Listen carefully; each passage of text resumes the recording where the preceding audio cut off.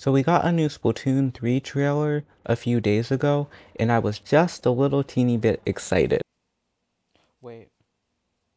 Yo. Splatoon. Oh, let's go. Oh my god, Marina. Oh my. Yes! Yo. Is this Salmon Run? Oh my god. Oh my god. Oh my god. But now that things have calmed down, I just want to sit down and share some of my thoughts. But before we get started, please check to make sure that you are subscribed. It only takes a second and helps me make more content. Also, check out my Discord where you can get notified for new uploads, talk to me, and participate in private battles. With all that said, let's get straight into the video.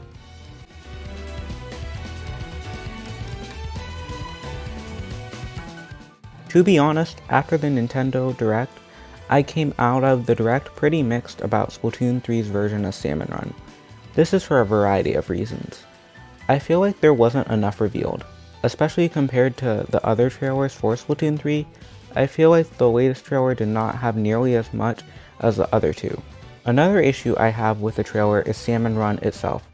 I was kind of hoping for an all-new cooperative mode, but I do understand why they brought Salmon Run back with its massive popularity. Especially considering that we have been waiting for over 4 months for a new trailer, I felt like they were hyping up to something completely new. I feel like they could have done something new and really separated Splatoon 3 from Splatoon 2 since they are on the same console. My final issue with the Salmon Run trailer is what they revealed. 2 new bosses and the egg throw mechanic feel like they could have been added in a Splatoon 2 update. Going off what we currently know about Splatoon 3's Salmon Run mode, it could have just been a really good update to Splatoon 2 to hold us over until Splatoon 3 comes out. However, I'm sure there's still a lot we don't know about the mode. The first Salmon Run trailer for Splatoon 2 only revealed a few mechanics, bosses, and stages. If you showed a screenshot of Salmon Run from each game to a person who's never played a Splatoon game or has limited knowledge about the series, they probably couldn't tell you which game was from which. I feel like Splatoon 3's Salmon Run needs a little bit more to distinguish itself from its predecessor. That was a lot of complaining, but let's get into some more positive parts of the trailer. We learned tons more about the general mechanics of Splatoon 3 in the Salmon Run trailer. You can squid roll twice with little to no delay. Mobility is going to be crazy, especially for the dually class of weapons. We also finally got to see the UI of the game. I like how they added little notches to the special meter so you can more easily tell how close you are to fully charging your special. The UI also uses 2D artwork for weapons instead of 3D renders, which we are used to. The egg throw looks like it can be charged to launch an egg further. It looks like it'll cost more ink. The egg throw also paints your feet a decent amount after you throw an egg. Side tangent, but couldn't a teammate who wants to throw the game just throw all your eggs into the water? If this was the case, it would be the easiest way to grief in a Splatoon game ever. Hopefully there is a way to kick people if they intentionally keep throwing eggs into the water. Nintendo made a Splatoon North America Twitter. Finally! There is lots of new info that we can see there that's not in the trailer. On the Splatoon NA Twitter, there is new art promoting Splatoon 3 Salmon Run. The Octoling on the left is carrying the new bow weapon, the Inkling in the middle is carrying a splatter shot, and the one on the left is carrying a squiffer. This confirms squiffer for Splatoon 3, and it's nice to have some confirmation. There is one more really important thing I noticed. It looks like there are 2 squids or octolings super jumping in the background of the art. This could be a stretch, but I think this could be a tease for 5-player Salmon Run. The 3 octolings in the foreground plus the other 2 inklings or octolings jumping in the background could potentially be a hint at 5-player Salmon Run. The new stage shown in the trailer is named Sockeye Station. It features a ton of slopes and rounded corners. Hopefully, they make slope surfaces easier to climb and paint, as they are kind of awkward to paint and swim up in Splatoon 1 and 2. We can also see what's probably the new lobby for Salmon Run. In the lobby, we can see the booth that is used to collect rewards in Splatoon 2. We can probably collect our rewards from Salmon Run in a menu now. There are a few TVs mounted to the wall streaming some video.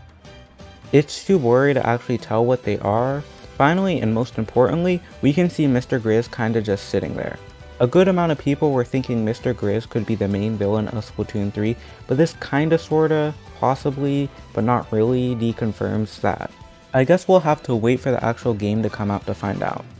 There is a ton of lore implications that comes with Salmon Run returning, since it's an event that happens once every few decades, and 2 years have passed between the events of Splatoon 2 and 3, but what those implications are, I'll leave to Rassicos to find out.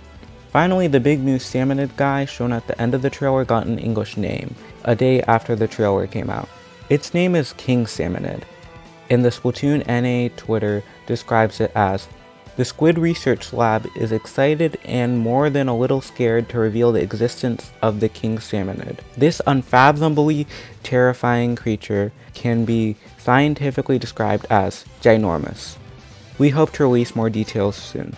Basically, they told us nothing besides that it has an English name now. Okay, so it's time for some pretty baseless speculation, aka me just begging for stuff I want to see. So you know how the new Salmon Run outfits have a flashlight attached to them? What if there was a special round where it was really dark? I'm talking darker than Splatoon 2's night rounds, like so dark you can't see without a source of light.